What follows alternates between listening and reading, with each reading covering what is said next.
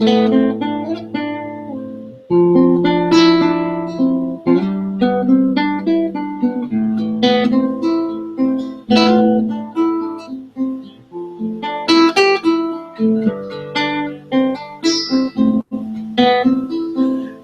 the Andy and Remington Steel Show on a Tuesday night.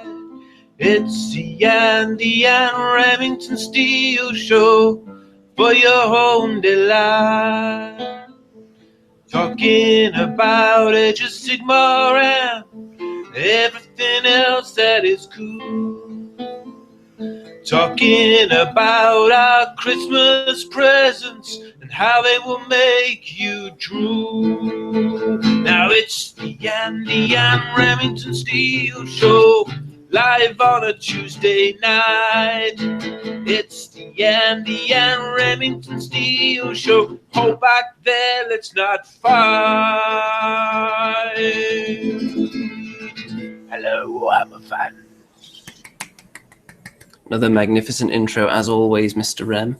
That's right, folks. It's the Andy and Rem Show, number 28, I believe, your one-stop shop for all things Age of Sigmar and fantasy wargaming in general. And we've branched out a little bit in recent weeks as well to cover a wide variety of interesting topics, while Age of Sigmar has been a bit of a lull. But word on the street, my sources tell me, and I've got some serious sources deep inside, they tell me that the Duardin are only a small matter of weeks away, maybe even 2 weeks. What do you think of that, Mr. Rem? I know you're a big dwarf fan. Loving it. I'm loving it. I'm looking forward to some newfangled dwarven war construction machine, steam, fire.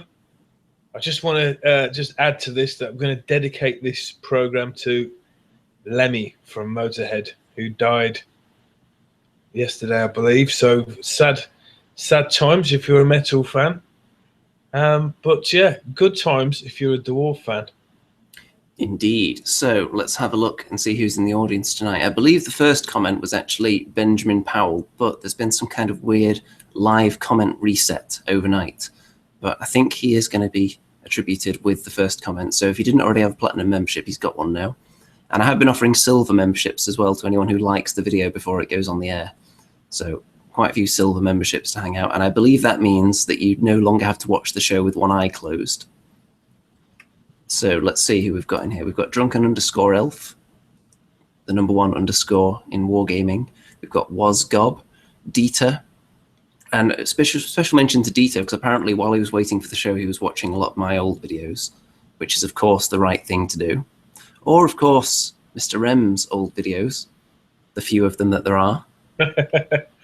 Maybe it might be my New Year's resolution to start making some more, maybe some painter sods. I haven't quite mastered the painting and talking at the same time. You should bring back that really creepy series. What was it called? Pillow Talk with Remington or something? Pillow Talk with Remington, yeah. It's basically just me lying in bed chatting shit. Yeah, you whisper about halflings and their society while lying in bed, potentially half naked. Oh, well, we're here. Big up to some of our guests from last week. How about that? If you haven't seen last week's show, it was one of the best of the year. We had a number of guests coming on for 15 minutes at the time. And well, we said 15 minutes, ended up being longer in some cases. Well, the longest one was the massive amount of time that the tremendous MC1 Gamer came on and graced us with his cool stories. And his tremendosity, which is a word I've just invented. So who else have we got? We've got Matthias Matson. No way. Is that the guy that wrote all those new rules? I think that's a different Matthias. Oh, but still, welcome, Matthias. Yeah, anyone with that name, they're welcome around here. Also got YouTube Newbie, who left a very, very lengthy comment on one of the recent videos, as he likes to do. We've got Graham Rigg. We've got, let's see, BDJV. I'm not sure if we've seen that name before. A very unfamiliar name here we've never seen. We've got MC1 Gamer, that total stranger. Tremendous to have him along there. We've also got Mznosis. Still not sure how that's supposed to be pronounced. There's a capital N in there, so I'm assuming it is Mznosis. Then we've got Jeremy Kwan. We've got Remington Steele in there, whoever that guy is. And who else? I think that's everyone that's commented so far. But there are more people than that viewing. So before we talk about the Duardin and their imminent release, we're going to be talking a little bit about Christmas presents and the festive season in general. So while we're talking about our own, if members of the audience would like to drop in any comments on probably wargaming related Christmas presents you got this year, but if you didn't get any kind of Christmas presents, we'll do, and then we'll be rating them on the tremendous present scale from 0 to 10. If you can bust 10, then that is a mightily impressive present. Maybe if you got a big luxury yacht or something, you can get up to an 11 or a 12 on the tremendous present scale. If you bust 10, then it's fucking massive. It is, according to MC1 Gamer. So, Mr. Remington, I'm sure that Santa brought you absolutely nothing but wargaming goodness this Christmas. Am I right? Well, presents haven't never been a big deal in my family, be it for Christmas or birthdays. I remember when I was young, I would get a £5 W.H. Smith's voucher, where I could purchase a book or half a book. But yeah, you can get Warhammer Visions with that now. Yeah. I've never received any Warhammer gifts except for 2 years ago, when my girlfriend at the time surprised me by buying me some trolls. She bought me a box of river trolls, which is pretty cool. I didn't really get around to painting them until after we broke up, so I did send her a picture of them in lieu. But yeah, by that time, I don't think she was too impressed. If you're going to give miniatures to a significant other, do you generally try and make them as ugly as possible so that they'll cast a favourable light on your own appearance? Maybe that was the thinking behind it. I think it was partly a bit of a joke she got them for me, because on our first date, she was sick and she spewed up everywhere. And one of the river troll figures is being sick, so it was kind of like that was the photo I sent her. Well, that's the kind of memory you really want to cherish through the ages in miniature form, isn't it? Happy memories of white. Called it gate at the Did time. you get any interesting presents this year then? I got a fashionable scarf. I got a Bruce Lee vest, and I got some chocolates, and I got a scented candle and a frying pan.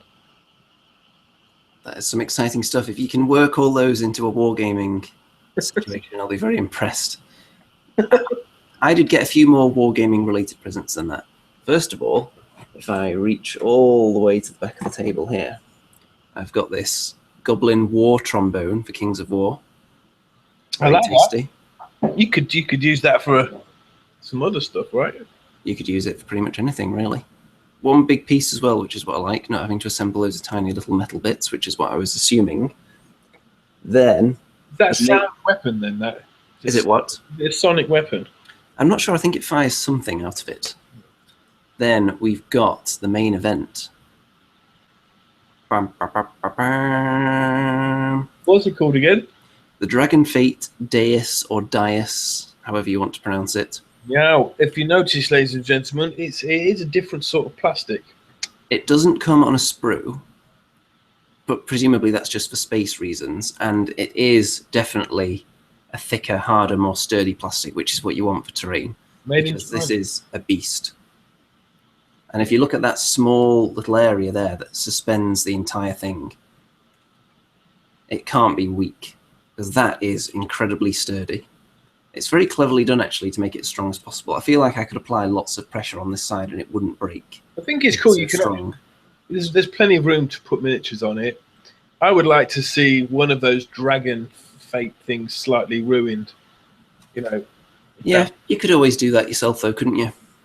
Yeah, you could use my scented candle if you want to sort of melt it a bit. Well, it's already quite flamey on the top there. I've made sure to get all the flames blowing in the same direction. How are you going to paint that then? Are you going to? Well, looking at the pictures of it, the way that the GW people do it is pretty much all stone apart from a few select sections. So I'm going to do quite a bit of stone. I don't know if you can see underneath there, there's kind of a bubbling pool in the middle. Yeah. So I might do that in green or red, something like that. What does it do, this thing, in the game? Well, I was hoping it would actually have the rules in the box, but it doesn't. Oh. So I have no idea. I assume it has some special rules, but they might be in a book, or maybe I'll have to find them on the No, website. you can get the war scroll online. I would assume so. So we'll have a look at that when we're going through some of the audience comments in a minute, perhaps. But it's quite a hefty chunk. And I was hesitant to buy terrain like this, but after handling this one, I would definitely not hesitate when buying more of these pieces. So Very tasty. What is your one advantage of buying terrain and one disappointment in getting terrain? In general, Pros and cons. In history. Yeah. The advantage of buying terrain. Yeah. You're going to buy a pack of models, or are you going to buy a piece of terrain? The problem with terrain is that it doesn't feel like you're adding something to your collection necessarily. When you add a unit into your army, you know exactly what it can do on the table. You've read the rules for it, and you fit it into your points, or not anymore, but you fit it into the amount of models you have on the table. With terrain, it's just decoration, isn't it? Really, that's how it used to be. Yeah, I bought a watchtower, and I bought the forest, and the forest is really love that, and it obviously goes with an army, doesn't it? It goes with the wood elves really well. But yeah, the good thing about terrain for me is that you can use them on every table. You know what I mean? Whereas if you've got multiple armies, you can only field one at a time. The disadvantage is, like you said, you always get that slight disappointment that, hold on a minute, this is just an inanimate piece of terrain, and if I was to go around my mate's house who's got loads of terrain, why have I just spending hours painting this when I've got drawers and drawers full of unpainted miniatures? However, terrain is probably easier to paint than individual miniatures. You just need to arm yourself with a really large dry brush most of the time and go to town. And I think we have to start looking at terrain a little bit differently with Age of Sigmar, at least, because each piece of terrain, of course, has its own unique rules. And not only that, but you also get to roll on the mysterious table. And there are other rules for the different realms for the terrain as well. So it is a big part of the game now. And putting all your unit in terrain, you're getting +1 armor and things like that. So it's not just an obstruction in the table to break up lines of sight anymore. It is actually a part of the game. Yeah. If you could invent a piece of terrain, Andy, got anything in mind? If I could add a piece of terrain, specifically for Age of Sigmar, I would like to see some kind of big temple-like altar with big pillars, like even further along than this. Because obviously this, you can only get through it in a very limited way on the top. And obviously you can't get underneath it if you're particularly tall. I'd like to see something that's just a series of steps with a big platform on top, some pillars, an altar, something nice and simple like that. Not too intricate. What about you? I would like there to be a swamp, a Games Workshop swamp, and it would be as big as the forest that you currently get, but it would be like a swamp with like dead trees, and I think you could have a lot of fun with that. You have monsters coming out of it. You could have a Jabberlife sort of hanging around it.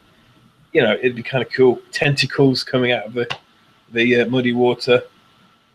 How would you feel, though, if they released a Games Workshop official swamp and it was just the forest but without leaves? I'd feel like I could have done that myself. You probably could. And swamp's probably one of the easier things to make as well. Just stick a couple of twigs in. Yeah, well, I think they would be well. You could have like a well in there, and just some weird animals and some things hanging off trees, and I don't know, bubbling pool. Or you could have the bubbling pool. You could swap it out for just various different things. Maybe just a clear pool.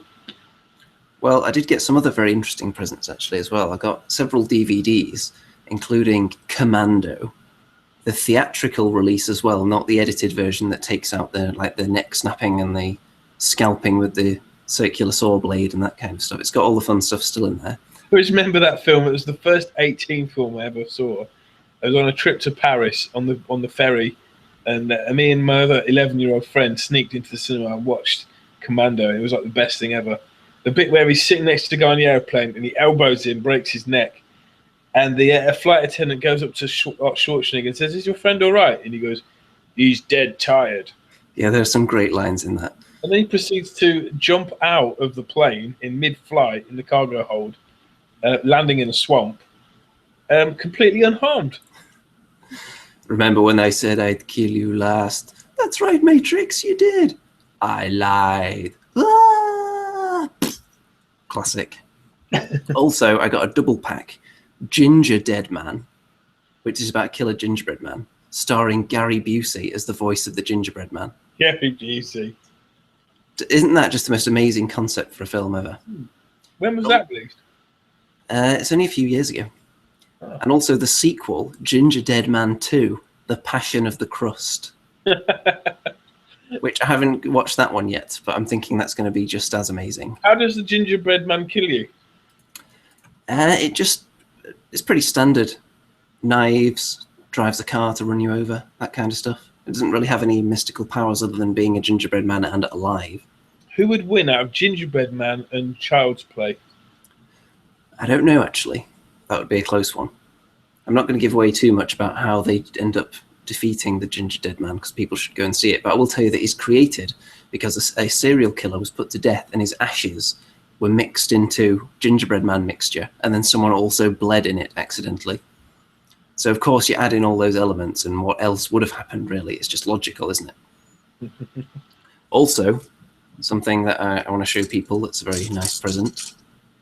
It's a Yoda, and it dispenses balls. So I'm going to press him, and we're going to hear a little phrase from him, and I'm going to try and catch his balls. Hold on, here we go.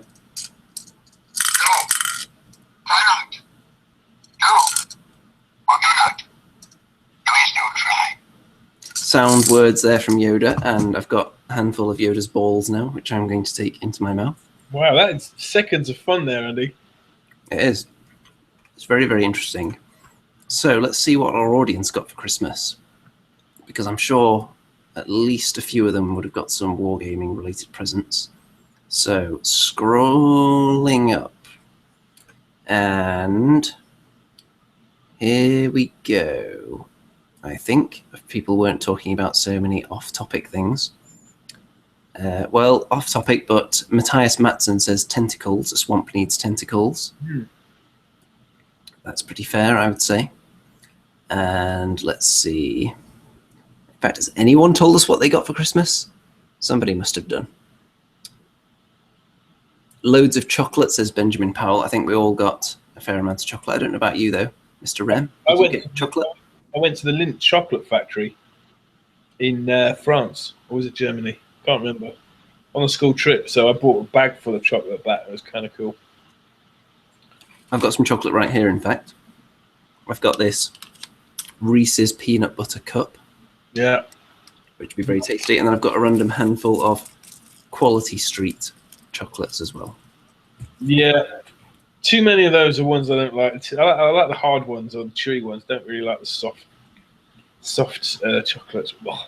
There's always the same ones left over at the end, like strawberry cream, orange cream. Exactly. Nobody wants them. Everyone wants fudge, toffee, caramel.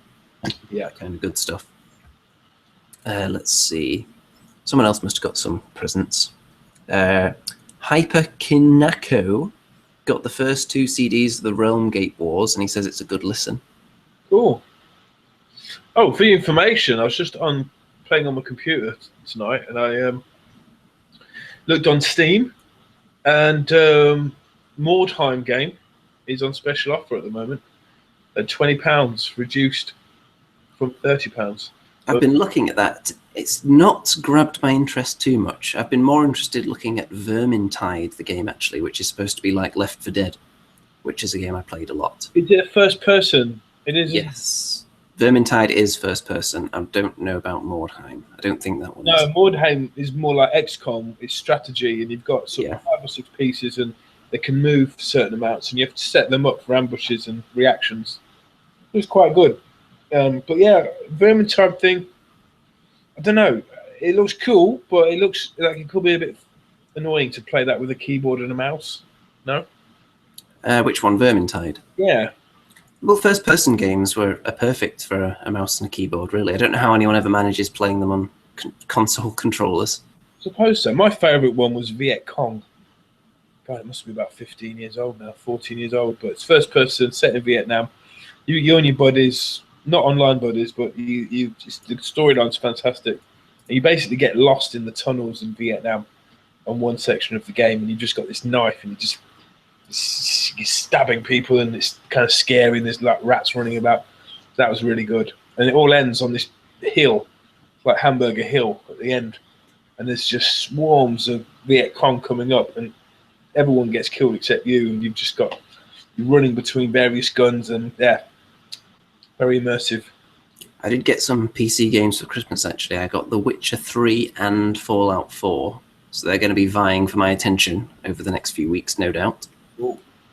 Let's see. Oh, there we go. Drunken_elf. He's a bit ashamed because he got lots of Lizard Man dinosaur boxes, 9 of them, in fact, and too much food and drinks. That's a year's worth of painting right there, isn't it? For some people, it certainly is. I have seen a few YouTube videos of people that were gearing up for tournaments who took an army, a complete tournament-sized army, from in the box to fully painted within a week, but not necessarily at the standard that you would aim for. Wow. Let's see what else we've got here. Matthias Matson actually got goosebumps from the monologue for this episode, so that's nice. Let's see. Warlander TV is wondering how people feel about cardstock terrain. What do you think about card terrain, Mr. Rem? Is that like the fold-out stuff, like for that they have in the Batman one? I would assume so. I haven't seen the terrain for that. It's flat, and it pops out, and you build it and glue it. But it starts from a flat sheet of card. There are some really nice terrain sets like that out there, actually. I can't remember what the company's called right now.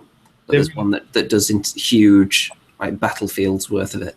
I think it's good for industrial or city landscapes, but for something like, woodland and wild and things for like in Warhammer, I don't know. I haven't seen any card trees that looks good yet. Maybe it's only a matter of time. Yeah, hopefully, talking about gaming, I'm hoping I get to meet up with yourself or Pezapoo at Warhammer World again within the next couple of weeks for some more Age of Sigmar fun. Yeah, we'll have to get something lined up. There really are that we've never played against, Andy. An army that I've never played against. Yeah, that you've wanted to. Let's see. I don't think I've ever played against. Not in the last few editions, anyway. I don't think I've ever played against Wood Elves. Maybe I should bring mine out then. You should. The last time I played against Wood Elves was like year 2000 era, I think. Really long time ago. I've never played against the Rat Men or Skaven. I've never played against Lizard Men. I've never played against Chaos, actually. I haven't played against Chaos. I crossed a few off my list at the tournament earlier this year. So I've now played against the likes of Ogres and Dark Elves and so on. By the way, if anyone's wondering why my fingers have black stains on them, that's from priming some Stormcast models over there. And I was having a little bit of trouble with the airbrush. I think it was a bit clogged, since it is just a cheap Chinese airbrush, and it hasn't really had a proper wash since I had it, and it's a couple of years now. Oh, Andy, just changing the subject yet again. What is your source for these Duardin new release rumours? Well, my very legitimate inside source is some guy on Facebook who posted a rumour that was posted somewhere else. That's how deep my sources go. So you can pretty much take it to the bank. I think you'll agree. Well, I mean, what makes you think they're even due? Well, we had that leaked sprue, didn't we? Of the dwarf. It did say 2016 on it, didn't it? Yeah, they've been mentioned a lot. Not necessarily in the fluff. Has there been any mention of them in there? Because you've read those books. Mention of them, but you don't meet any. They go into the Stormcast, find an old ruined city. Not old as in Warhammer 8th edition old, but still old for Age of Sigmar. Yeah, it's been deserted, so who knows what's happened to the Duardin. Right, so before we get onto that big time, let me just have a quick look, see if there have been any more comments on Christmas presents. People talking about card terrain and how tasty it is right now. Drunken Elf is recommending that I take a little tub and fill it with airbrush cleaner and leave the airbrush in there overnight and then clean it thoroughly. I may have to do that at some point to avoid buying a new one. It just becomes more of a chore cleaning out each time I use it. And I can get about 10 minutes of good spray out of it, and then it's just nothing, and it starts coming out of all different orifices and everything. It's a horrifying sight. So, the Duardin. Have they been mentioned more so than the other races in the fluff to this point? Or are they kind of on a par with the A-Elves and the Oryx and so on? Well, MC1 Game has just written, White Dwarf ended with saying that next month, Duardin. And that was written there. What I heard, that it was written there something along the lines of, we're coming for the ancient gold or something like that. I love it. Do you feel like dwarves maybe got a little bit away from the stereotype of dwarves in recent years? Because it was all about how, I suppose it depends which stereotype you're looking at really, because there's several different kinds of dwarves based on which myth you're looking at. But the ones in Warhammer were very much kind of Tolkien-esque, weren't they? With trying to reclaim their lost cities and so on from the forces of darkness, which is what they were trying to do. It was sad, really. It was sad because they were fighting a losing battle for a long, long time. Yeah, they were considered a dying race, weren't they? Yeah, I think it would have been nice if they could have just held some frontier somehow. Yeah, it seems like every time they brought out a new book, it was, oh yeah, the dwarves have also lost this area now. Yeah, because ultimately the dwarves are probably the most ingenious race. And you'd think with the disorganisation and the in-squabbling of the orcs and the Skaven who overran the dwarves, that the dwarves would always triumph. I think it's just because there's so many of them, and the dwarves presumably are too proud to ask for much help, especially down underground. They wouldn't want any pointy-eared elves coming down in their tunnels helping them, would they, for instance? Yeah, I mean, I would like to. I mean, it basically went from dwarves being very characterful to not having, the only character being was to try and survive and preserve their culture. But hopefully their culture has actually come back, and it should be about very selfish, gold-digging, gold-loving, private dwarves that don't trust anyone. That, you know, I love the Book of Grudges. I love all that. You know, whether that will come in play in the new fluff, I don't know. But, you know, I like the fact they should be very secretive and about their ingenuity and not share their knowledge. That sounds good to me. I like the idea of them being very greedy and gold-driven, which would be interesting when they come up against the Stormcast. If they just stop during the game and say, hold on, excuse me, and just take a little chisel and start taking a little bit out the armor. Yeah, I don't think they should just help the Stormcast by giving them loads of runic weapons and things like that. It's no one really seems to give the dwarves anything to help them. Have you noticed? Well, if you think about it, the dwarves towards the end of the old world, they had very little. If we're assuming everyone is still aware of things that happened in the old world, which they seem to be, then maybe the fact that they're back, they see this as an opportunity to start on an even footing again with the other races and try and claim what was kind of theirs in the old world, and they never had a chance to reclaim it then, so now they're going to take everything they can and just become very greedy because of that. Well, I don't think the dwarves really had an escape plan. I mean, the Slan had the ultimate escape plan, and that was shoot a rocket off into orbit and get away from the Earth, get away from the planet.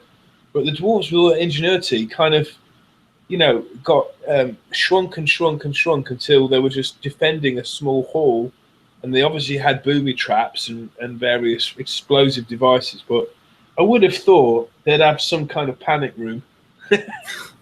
I don't know if a panic room helps when the universe collapses, though. Yeah, but it could have been a panic room, you know, etched with runes that would make it invulnerable. I don't know.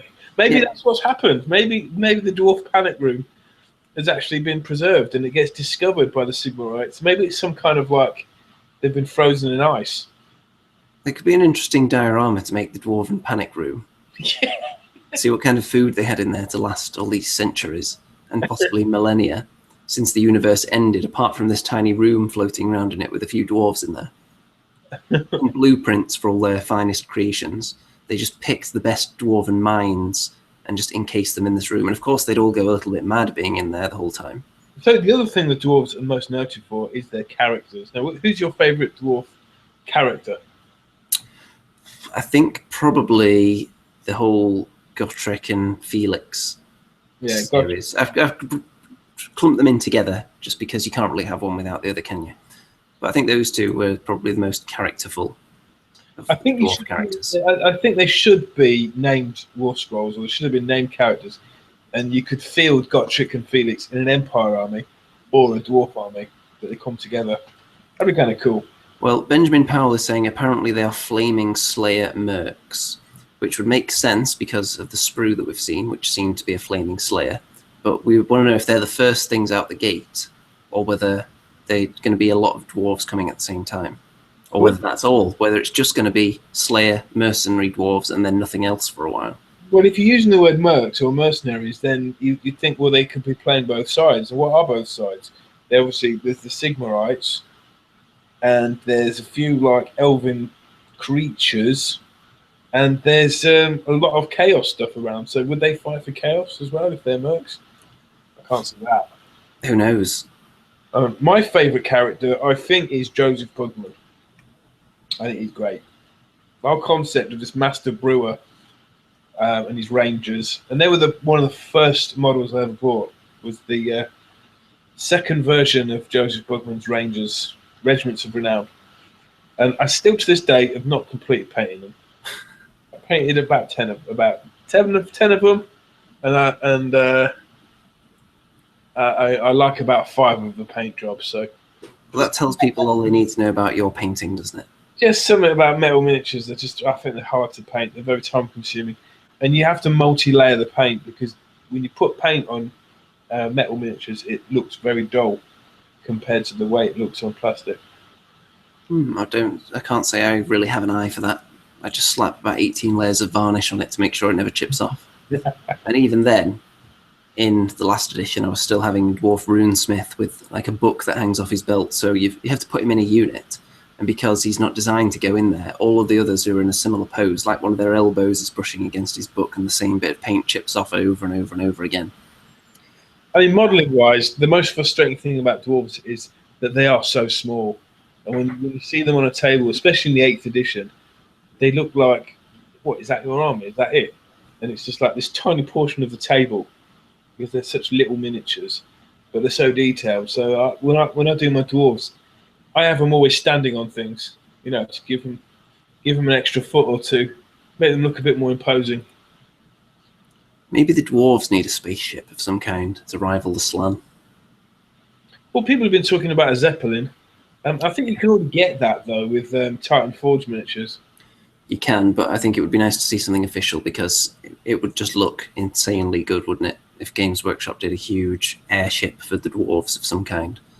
If it was about the size of an Archaean or a Mortis engine, even, something about that size. Well, how would it work? Would it just be like a bomber, or would it just...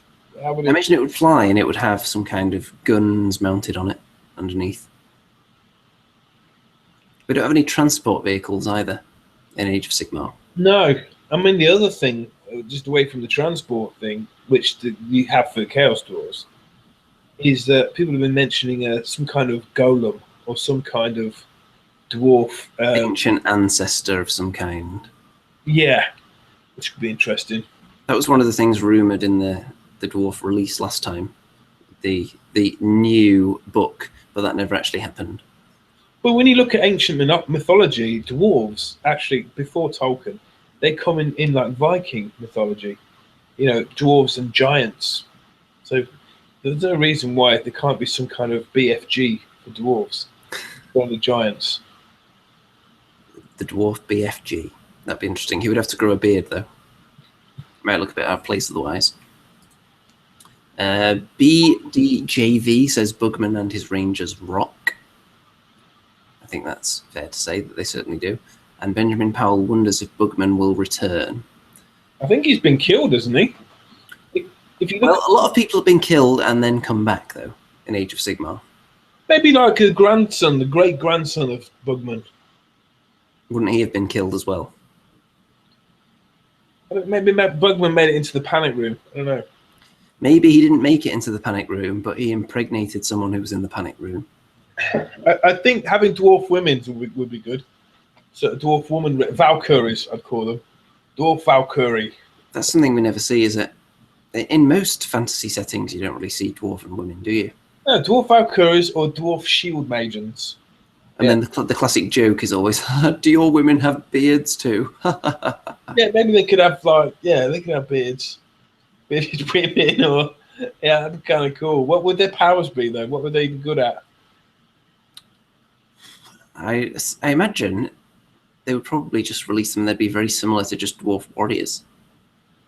Because I don't think they'd really need to have some ridiculous power. It's not like the halflings where they've got kind of funny stereotypical women with their rolling pins and so on. Because they're more of a comedy army. Maybe they could just be a sort of a buffing unit, just inspirational.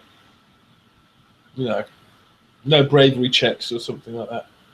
I don't know. There aren't that many races that take the women into battle in the Warhammer world, are there?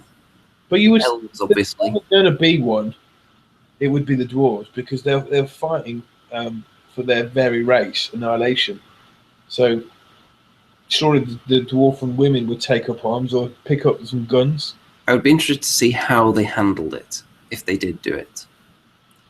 But I can't really visualize how GW would go about that right now. I think I'd have to see it before my eyes.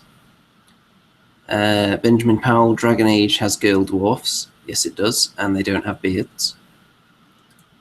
I think most of the myths of dwarves say that the women's do not have beards generally, and that's just a joke that people make because they don't see them very often. Drunken_elf throwing frying pants. MC1 Gamers talked about this steaming hot sex in the panic room as part of your diorama. Well, they are kind of steam driven, aren't they? These Duardin. So since they did away with Slanesh temporarily, I'm assuming that's not what they're going with, though. That's not the kind of steam they had in mind. I'm fairly sure. I think they could take Dwarf Slayers a step further. You know what I mean? It'd make them more akin to War Dancers, where they have various tattoos which provide various bonuses. And they're already naked as well, so why not just have the wind blowing another way and just show everything? They could go into like a steam lodge, a sweat lodge for dwarves. It'd be really stinky. But yeah. That's going to be my next terrain purchase, the Dwarven Sweat Lodge. Only £40. Oh dear, oh dear. I imagine actually you could probably make one if you just took this and turned the dragons around and had them all breathing like steam into the middle. Yeah. Right. There you go. Dwarven Sweat Lodge for anyone who wants to make one. The first person who does that, you will have my eternal respect. And that's all. I won't buy it from you. I'm just wondering why they bring out dwarves though, because they've got all their units, haven't they? They've got loads of different units already. They've got Longbeards and Ironbreakers and going with the guns that I keep forgetting. They've got Thunderers. They've got Well, they can repackage them all and then just replace the old metal models that don't fit in anymore, like the Slayers. Yeah, that's probably the way they'll go with it. Even the Dwarf Warriors, I'm not sure they fit in that much with the more recent Hammerers and Iron Drakes and all that. So yeah. maybe a few of the plastic kits will get replaced as well, but I think time will tell. Definitely the Slayers are being replaced because those things are ancient. I remember owning some of those in about 97, some of those metal Slayers, when I got my first batch of dwarves. I've got about 40 Slayers, got loads of them. Are they painted? Yeah, they are actually. Well, about 35 of them actually.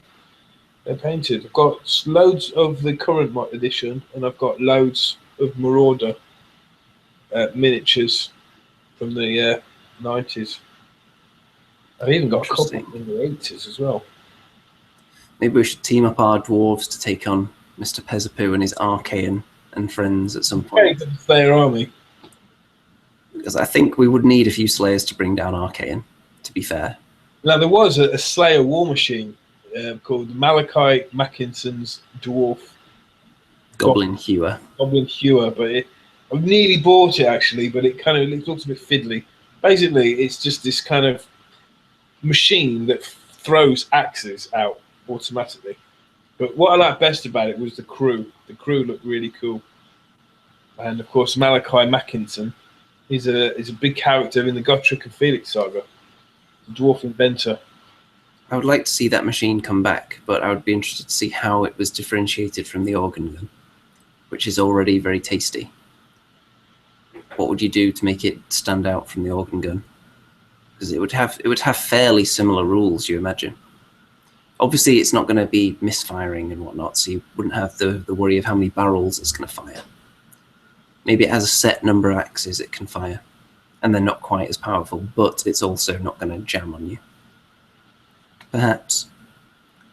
Warlander TV says dwarf on dwarf action. Yeah, but I think with the dwarf race, the way it is, if they're still a little bit sparse in the world, as they were in the old world, I don't think any dwarf on dwarf fighting action is in order, because they've got enough enemies to be making do with at the moment, I would say. I think it'd be cool to have a giant dwarf gun, like the guns of Navarone. You know, like a huge gun, like bigger than the Ogre War Machine gun. Well, if you look at some of the 40k terrain, there are big, giant guns. There's one with a big eagle on it. Something that size for the dwarves. It's just a huge cannon designed to bring down the likes of Archaean and Nagash and the Glotkin. Yeah. I would love to see that. Just something so ridiculously... Well, maybe it looks a bit like a nuclear warhead. You know what I mean? The dwarf overcompensator cannon. As big as 20 dwarves. I could get behind that. Let's see. Warlander TV. I meant you should put your dwarves up against a Chaos Dwarf army sometime soon. Do you know anyone with a Chaos Dwarf army? I do not. I used to know people that had Chaos Dwarf models, but never a full army. Yeah, I started collecting them briefly. I bought some Kings of War Chaos Dwarves, and I got loads of Bull Centaurs from the 80s, and I had some of the big hat dwarves. But I never really kind of saw it through. They just took my fancy for a bit. I think just before Forge World actually released their amazing Chaos Dwarf range, there was a few fan-made books going around that I really enjoyed reading. Right, now then, while we're finishing off talking about the Duardin for now, folks, tell us your best ever wargaming Christmas presents, and then we're going to start doing the tremendous present scale for them, because I don't feel like we got enough responses to warrant it earlier. Although whoever it was that said they got 9 boxes of Lizard Men, that's definitely quite tremendous, but it would depend on what each one is, I think. So let's hear some more presents that you've had over the years, not just this year. And I'll tell people that probably my most valuable wargaming present was the old Fortress, because that was really expensive back in the day. I think it actually got more expensive as time went on, though. But that fort was huge. It was a bit of a nightmare to stick together, considering that it was just 2 wall parts like that just go together. You would think that'd be easy, just a straight line gluing it together, but it wasn't for some reason. They were quite difficult. And I did play quite a lot of siege games as well back then, although they're always more fun to set up than they are to play siege games, I always felt. Yeah. I think actual game on the battlefield, just 2 opposing armies, was always more fun than the siege. Siege, you really need to have some kind of scenario built into it for it to tell a story, for it to be interesting. Because if you're just defending a castle and you don't know why, and they're trying to take a castle but you don't know why, eventually the fact that it favours the defender will let you down a bit. What do you think about sieges? Have you ever played any?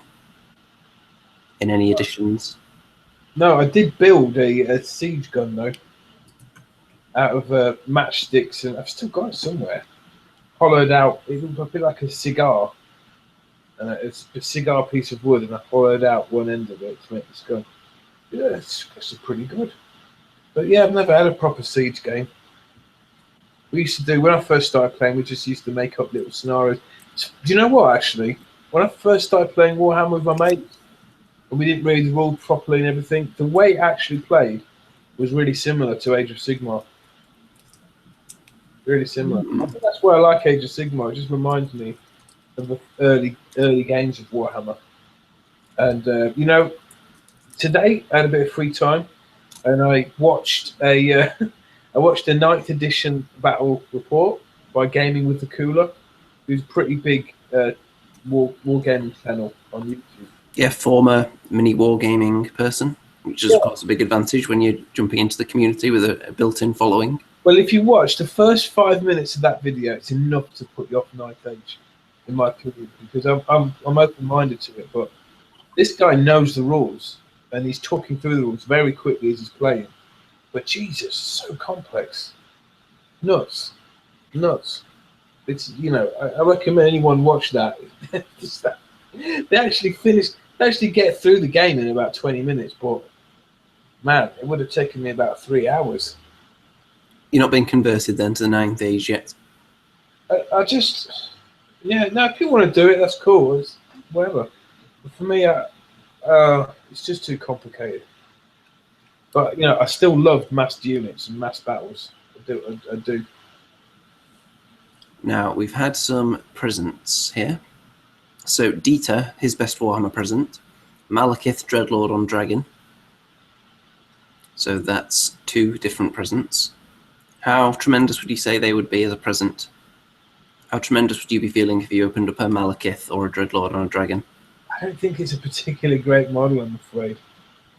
Yeah, Malekith should have been redone.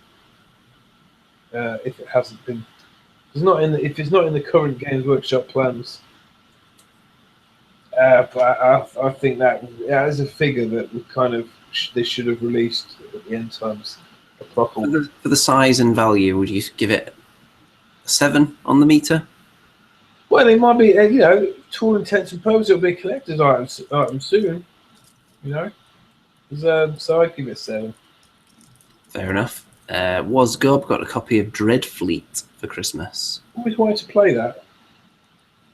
Never got round to it. Well, you have to paint them all, don't you? I think that was a mistake. They should have come pre-painted. How tremendous would you say that present is then? I would say that's a good. Well, I haven't played it, so the concept sounds cool. Though I'd give it an 8. Did you play it? I have not. And I'm sneakily trying to eat chocolate whenever you start talking. But it's not working very well at the moment.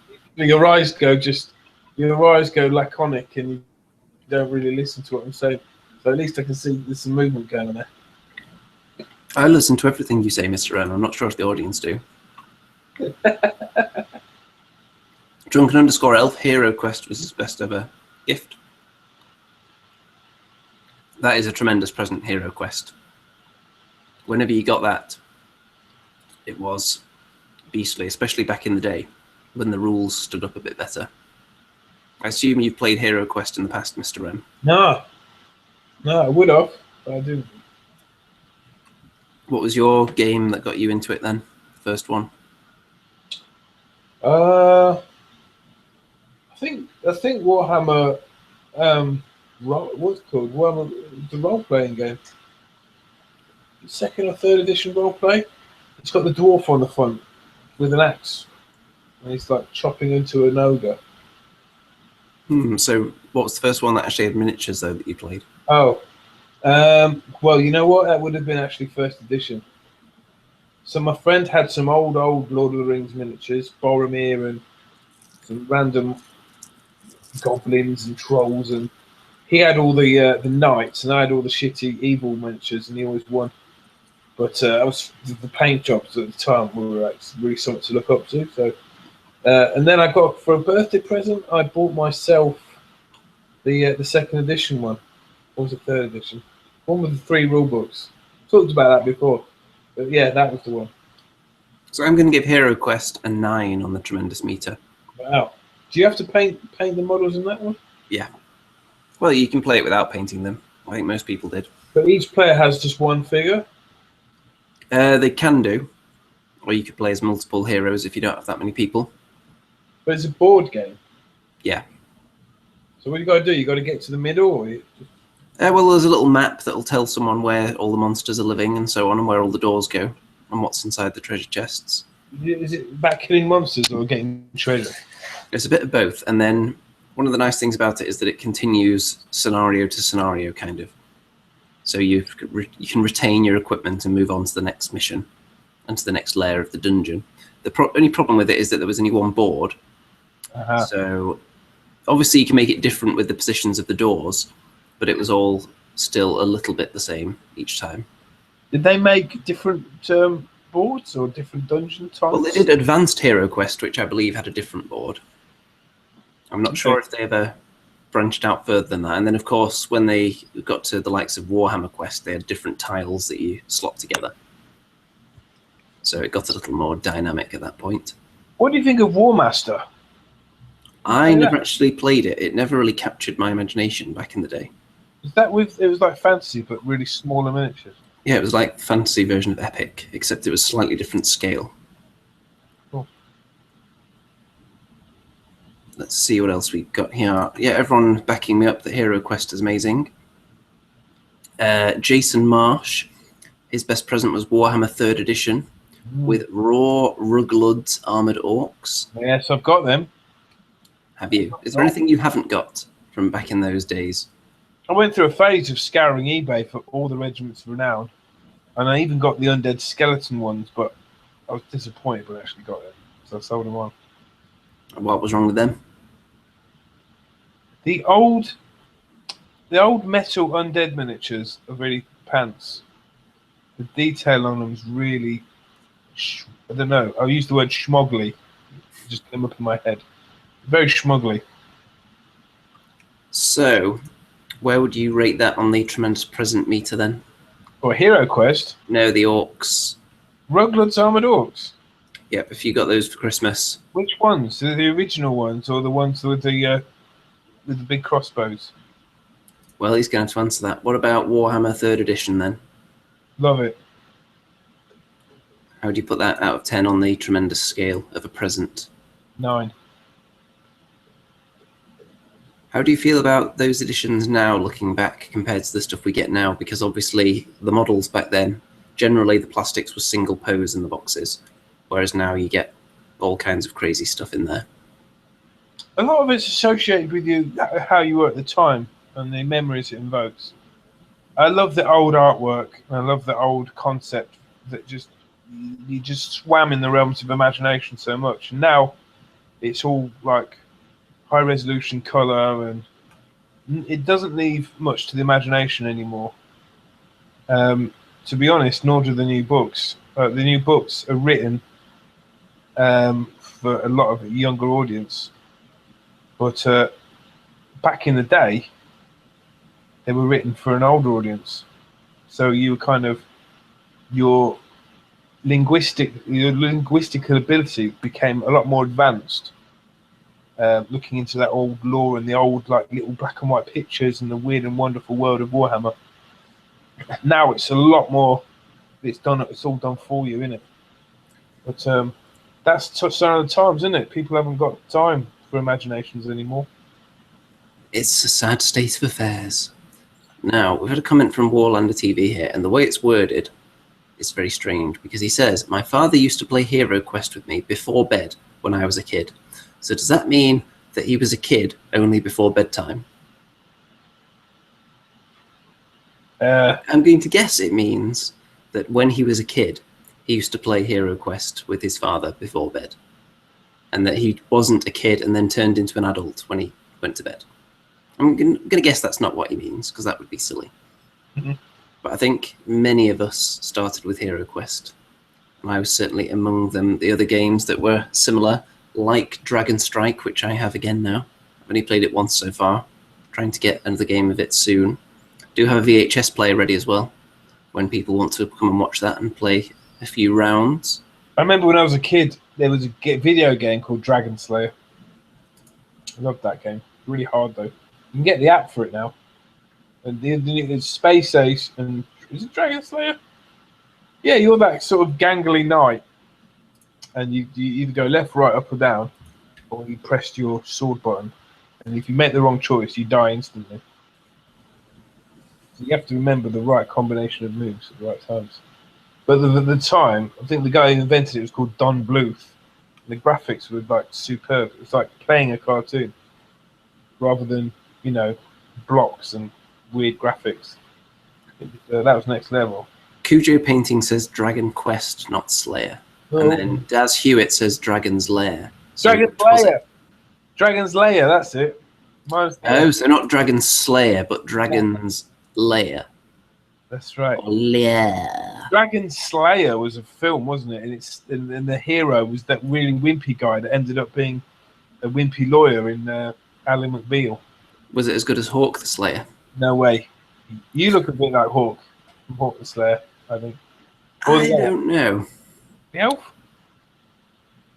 Yeah, you do. I don't know. Great film. I'm not going to say it changed my life, but it did enlighten me a little bit when I finally watched Hawk the Slayer. It let me know where you're coming from. It filled in a few gaps in the Rem backstory. The bit where his eye, he gets stabbed in the eye, doesn't he? And he's using that crystal to heal his eye, and that used to really scare me as a kid. Or that old witch puts something on his eye. She tries to heal him, doesn't she? He takes his eye patch off, and it's just like, you know. The most memorable part for me is when they kill that rather horrible chap by like tying him down and putting the thing in his mouth. That's brilliant. So as soon as he tries to talk again, he's going to be killed. That was a great moment. The morning star hanging over his head, isn't it? And if he opens his mouth, he talks too much. The morning star will come crashing down on his head. Now, I assume you didn't do any gaming-related stuff over the festive period. No, I've been doing a bit of music. I've been on Match.com. I've been fumbling around on Tinder, having a laugh on that. Yeah, just usual stuff. Do you think there's a gap in the market for a wargaming dating app? What do you think? I mean, there's not enough women involved, is there, in the community? There's not even enough. It's not really a multi-ethical community either. I mean, if you look at me, I'm mixed race. Most of it's white Caucasian. Yeah, from going to conventions and such, it is somewhere around 98 or 99% white males generally inhabiting them. So there is that. But people, if you could think of a witty name for a wargaming dating app, then drop it in the comments right now, and we'll see if there are any good ones in there. Because I think there could be a gap in the market there. You never know. Now, I did do a little bit of gaming. It wasn't wargaming, but it was board gaming, because various members of my family, they're not really into miniatures, but they can be persuaded to play board games. It does take some persuasion. So I took a copy of Munchkin with me to my childhood home and got some members of my family to play that. And for the first 10 minutes or so, they looked really fed up, like it was this huge chore that they were doing it. I'm like, oh, why did you have to do this? I just want to relax and watch TV. And then after that, they got really into it and got really competitive, which is what usually happens when people play board games. They think, oh, it's just this really boring, outdated medium that you have to play on a table with other humans. And then they remember how awesome it is after a few minutes. So that was a lot of fun. I didn't actually win either of the games I played, but I think that was mainly due to the rest of them conspiring against me, because I was using threats as a tactic. Like, well, if you don't accept my help to defeat this monster, then I might just use this card on you, and threaten them like that to try and get them to make decisions that would benefit me. And then, of course, that led to them all deciding I was the one they didn't want to win the most, which is very lovely indeed, isn't it? After I exposed them to the game, they then all stabbed me in the back. But I suppose that is the point of the game. Have you played any board games in recent years? Yeah, I lost at Scrabble recently. I played a lot of chess actually. On the school trip, the teachers had a little competition. I came second. But I really enjoyed chess.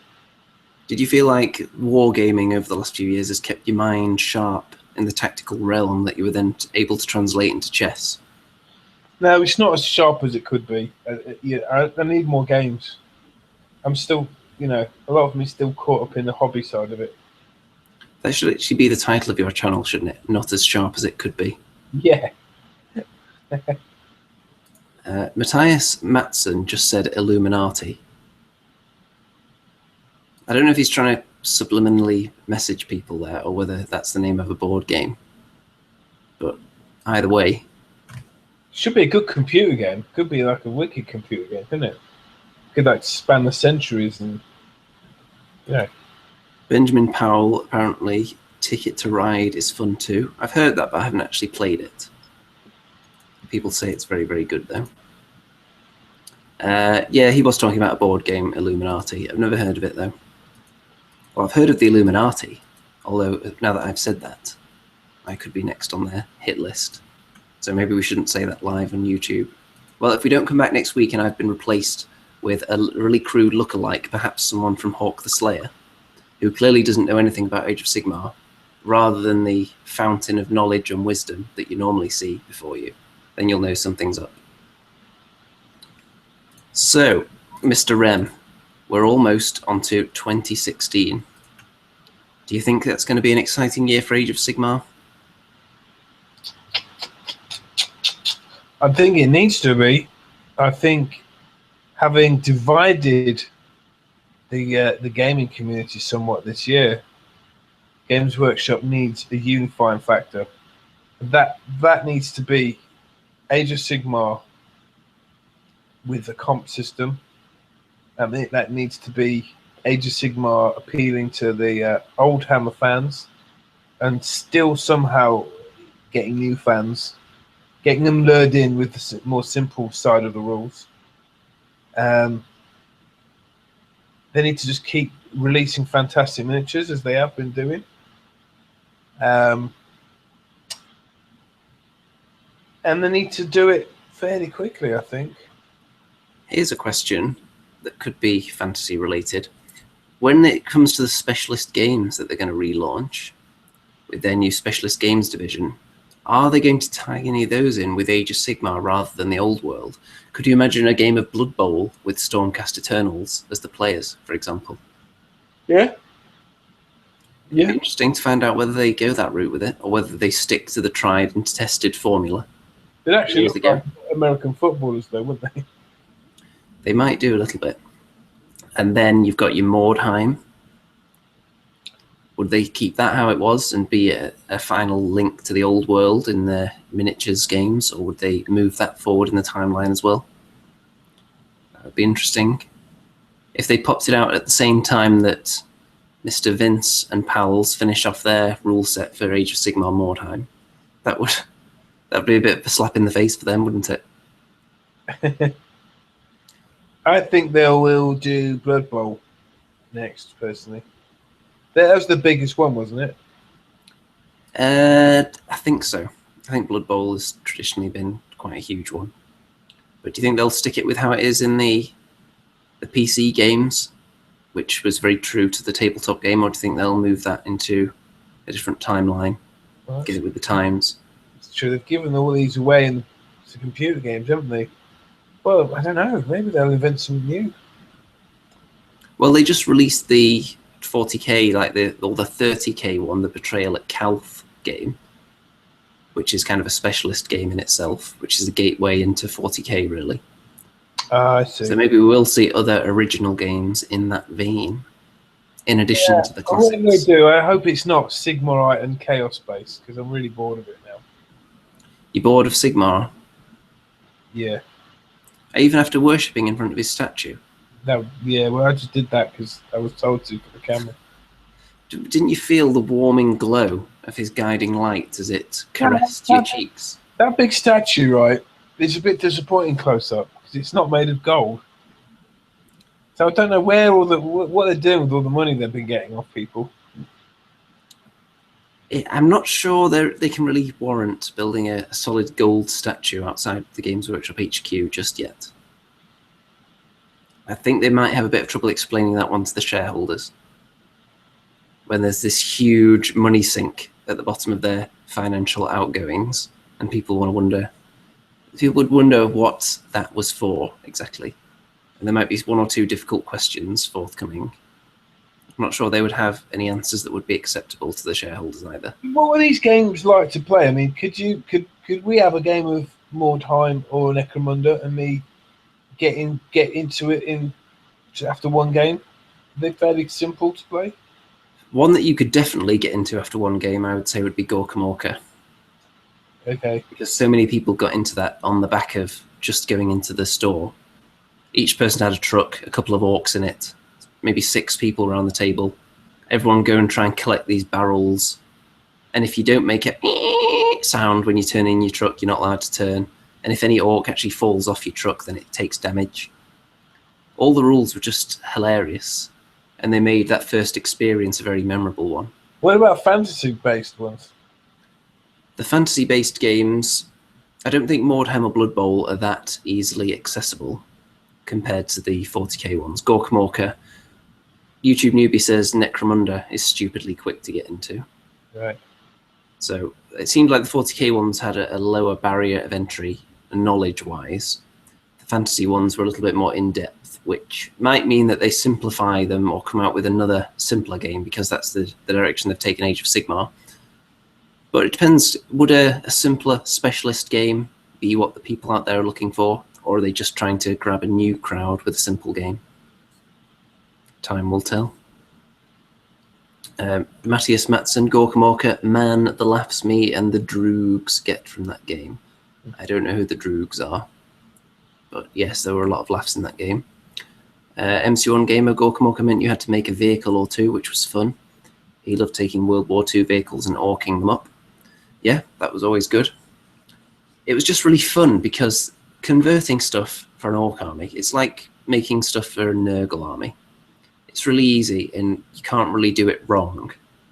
Whatever you do is almost correct. You're either making it really run down and shoddily made or really disgusting looking. You can't go wrong, really, can you? No. When you're converting for an orc army. So just doing it for a little war band of orcs. And then at the end of the game, you roll on the chart to see what the crazy doctor does with your wounded orcs. And oh no, he's lost both his legs and he's replaced them with a wheel.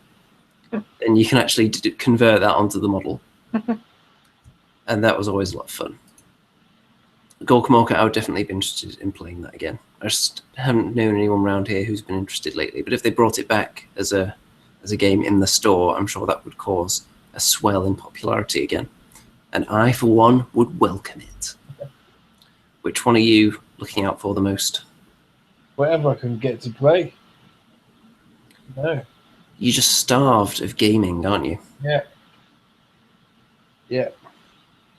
What you really need to do is build like the Leicester International Wargaming Centre on the back of all your international musical superstardom and the cash flow that's coming from that. They're always trying to get me down at my local store to have gaming nights and that, but it's flipping always, you know, what's it called? The game we don't mention. Yeah. That game. Yeah. Warlander TV says, perhaps you can support Gorkamorka on your channel. 100% would watch it. Yeah, if Gorkamorka's out there, I would definitely play it on the channel. It's one of my favourite games of all time. It's a classic. And I was never really into Mordheim. That may have been... It may have hit the peak of its popularity while I was out of the hobby. But Blood Bowl, I definitely played a few games of. Necromunda a little bit, but Gorkamorka was the main specialist game that I put time into. And that was a whale of a time. So... Andy, just to, you know, move on to wrapping things up for the night, do you think we'll win anything? And if we win something, what should our celebration be for the Warhammer YouTubers annual awards ceremony? Yes, actually, Mr. Vince did ask me to drop a little reminder to the people out there that haven't voted in the Warhammer YouTuber Awards. If you haven't, then I'll put a link in the description, and you can just head over to the Warhammer YouTubers Google Plus page and find it on there as well and vote. But we are up in a few categories that we could potentially win, that we could win. Ooh. Because there's a little bit of voting left. So just to make sure that we win, I think we need to get some people in there from our audience just to make sure, just to push us over the line, because apparently some of the categories are quite close. And So I don't know whether that means we're winning or we're just behind at the moment, but every vote could count. What category are we up for? We are... I can't remember now. There'll be best Age of Sigmar content, obviously. I think there's something like best new show, something like that, which we've got to have that one sewn up. And then there's another one as well, but I can't remember what it is right now. But where I think this show or this channel in general are in 3 categories, I think. And of course, some of our much loved comrades are in there as well, like Mr. MC1 Gamer. He's got some nominations as well. So you can vote for him when he's not up against us in the category, of course. And the battle report channels, we're not really ready to compete with those yet because we haven't put out that many battle reports. So there are a few nice ones in there that deserve your vote. So everyone should go and check that out and get in those last minute votes, because when we win all 3 awards, I think that what we should actually do is not only should we have a really self-indulgent hour-long speech to open up next week's show, but we should also actually hold a celebration live at Warhammer World next time we're there. Nice. I think that would do it justice. Yeah. And of course, our golden statue trophy will be the one that's outside Warhammer World. Yeah. Which we probably won't try to take home or commandeer because they might not be too thrilled with that. So it's not going to be a hugely long episode tonight because obviously it's just been the festive season, so there's not that much going on. Hopefully those dwarves will drop very soon, or at least some pictures that we can sink our wargaming fangs into and let the dwarven juices flow. And also tonight there was a rather large soccer ball game that pushed back the start of the show by half an hour to make sure we didn't miss anything because it was so critically important. Huge match. For the first time in their history, Leicester City are actually title contenders or top 4 contenders. It's just astounding. This time last year, Leicester City Football Club were at the bottom of the Premiership, fighting for survival, everyone writing them off. And then after Christmas, they kind of shot up and finished something like 14th, and everyone wrote them off. And they've not stopped that winning mentality since August, since they stayed up, and arguably sold our best player in an Argentinian called Cambiasso. Left Leicester, but we got an Italian manager in called Claudio Ranieri, and he is so loved by the people here, as the team is. And people are now talking about, Leicester City getting in the top 4, getting Champions League, and suddenly we've got the best players in the league, and people are talking about buying our best players. But if you're Jamie Vardy, top goal scorer this season, or if you're Mahrez, the Algerian wonder kid, why would you want to go to the likes of Man City or these old dinosaur clubs like Manchester United and the constant disappointing that teams like Tottenham or Arsenal? When you can be king, you can have statues made of you. If you stay in Leicester, you could be guaranteed first place superstar. Or do you want to sit on the bench at one of these big teams and see your career dwindle and die? Well, it depends how you look at it, because the way an agent might pitch it to a player to try and get him to move is to say, well, you could break your leg next year and never get that dream move to one of the established top football clubs. So when it comes along, you really have to strongly consider it when an offer comes in. And then sometimes that turns the player's head. And whether they move or not, sometimes they're not the same after it, even if it's just rumours, they never actually move. Mm-hmm. It'll be interesting to see how Leicester handle the transfer window, though. Because are they going to bring in anyone else and risk upsetting the apple cart, or are they going to leave it as they are and risk leaving themselves open to a bit of trouble if they get 1 or 2 injuries? Well, people keep saying that. I don't think we will. I don't think we will get any major injuries. I think we'll get injuries that will keep players out for a game or 2, but nothing serious. Because we've got a very strong squad. We don't travel that much. It's not like we play in Europe or play these extra games that a lot of the other teams do. And we're not soft in the middle like a lot of the other teams are. They pampered these players. They wipe the bottoms for them, everything like that. In Leicester, they're actually adored as heroes, working class heroes. Whereas, the other teams have mercenaries playing for them. That is an argument that you can make, certainly. But what they always say, form is temporary, class is permanent. Yeah, but Andy, I hear you. But if you're Jamie Vardy, you're at the top of the league. What else do you want? You're playing for England. You're going to get Champions League football. What could Man United offer him that we can't. We've got multi-millionaire owners now, and we can match anyone else, what anyone else offers in terms of wages. I personally think that pretty much your best players will stay there until at least the summer. I can't see them leaving unless there's a huge collapse or someone falls out with the manager or something, because it's looking quite good at the moment, and you might as well see where it takes you. Because if you go to one of the big teams and win a trophy or two, you'll be less of a legend than if you try and capitalise on this one opportunity to potentially win something with an unexpected team. You could go down in history forever then, couldn't you? So we lost our best player, and we've actually come back stronger. So, we've got a great team spirit.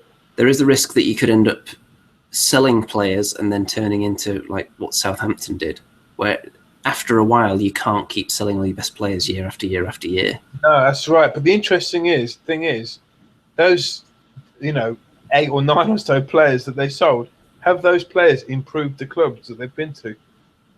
Think about the 3 or 4 players that went to Liverpool. Liverpool are in exactly the same position as they were, if not worse.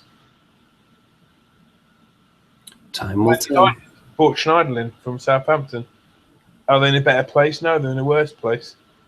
Maybe we should do a weekly sport discussion show as well.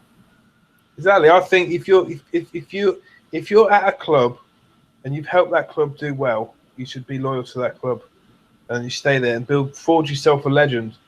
Don't be a mercenary. Look, we're talking about players that are on minimum 20, 30, 40 grand a week anyway. What's the difference between 40, 50 grand a week and 100 grand a week? You just play 1 year on 30 grand a week, you're set for life. You're a millionaire, plus all the sponsorship deals. It's just they get used to a certain lifestyle though, don't they? And they see those pound, dollar, euro signs in their eyeballs, and they go a bit crazy and overspend. They get £500 haircuts instead of settling for something cheaper. They just start to spend lavishly, don't they? And you hear about players going bankrupt all the time after their career's over. Of course you do. It's a shame, because players should want to be legends, not billionaires. If you're a legend, you'll be comfortable, and you'll be loved and adored for the town you play for. Always admired Lampard and Gerrard for sticking with their clubs for a long, long time.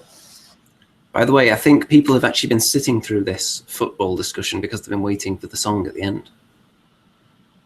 So, do you have your guitar strummed and ready to roll? David Knightley says N'Golo Kante for Leicester, who cost half as much as every single one of Man City's players tonight, and he's better than all of them in my opinion. He runs around like he's going batshit crazy getting the ball. Fantastic. And Was Gob says Remington, there's a 70k difference between 30 grand a week and 100 grand a week. Yes, that's true, but paying tax on that, even though they probably get around all those tax things. We'll see if any of the Leicester players turn out to be one-season wonders, though, because there have been quite a few of those in Premier League history. The one that I predicted at the time was James Beattie, who had a really, really good one season, scored nearly 30 goals, I think, one year. And I said, he's not going to do it next year, because just looking at the way he played, I didn't think he could replicate it. Just something that I spotted at the time, and then he never actually recaptured that. So maybe Leicester players could have that problem. Charlton had that as well, didn't they? They had a top striker that just faded after that one amazing season. Yeah. Quite often it does happen. So, Mr. Rem, would you like to give us a little end-of-year guitar tune to play us out while we thank the audience for joining us and remind them that if they haven't already liked the video, they should do, if they want a bronze membership for liking the video while it's currently playing.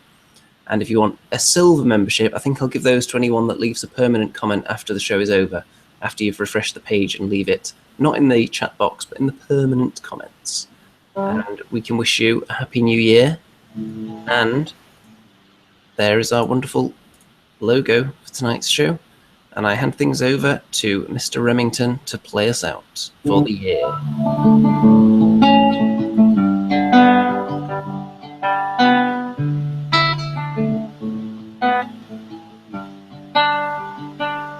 It's the end of the road and we know it. It's the end of the world and we know it. I feel fine. Got Andy on my mind. Remington Steel too. Happy New Year to you.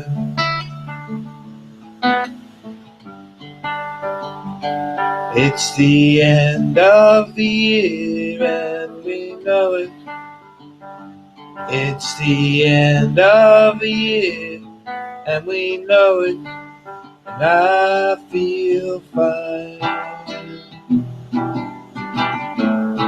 I got Remcon on my mind.